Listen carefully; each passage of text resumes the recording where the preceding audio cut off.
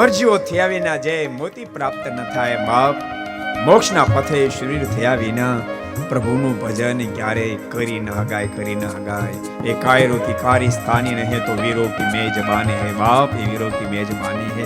यहाँ यहाँ सिर कटता है मगर झुकता नहीं, खुद झुकाने वाले झुक जाते, वही तो गुलस्तानी है. ये तो वीरों की मेजबानी. મરજીઓ થાય બાપ, સાગર ને તળિયે જઈને મોતીડાની વીણી શકે, કાઠે ઉભેલા એને કાંઈ હાથમાં એનો ગુગાન શંખલા મળે, વિશ્વાસ વાતો કરે. ઘણા નથી કહેતા કોણ મંદિરે જઈને સુધરો, પણ તું કરાકતો જા. આખા ગામની ઉત્તર તોડમાંથી નોરો થતો નથી. જો તો ખરો, મોઢા આમ જોવાય જેવું નથી રહ્યું. દાંત તો જો, તારા દાંત તો જો. અને પાછો કે કોણ મંદિરે જઈને સુધરી.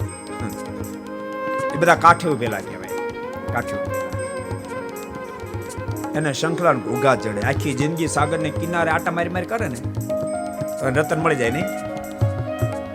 એને શંખલા ઘોઘા ચડે.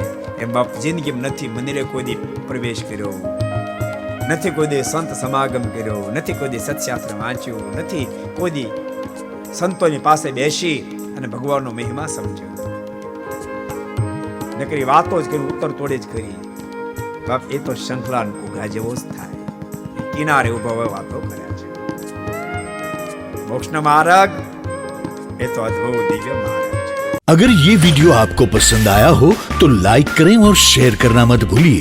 सब्सक्राइब करें सरदार कथा चैनल को और बेल आइकॉन पर क्लिक करना मत भूलिए लेटेस्ट वीडियो सबसे पहले पाने के लिए.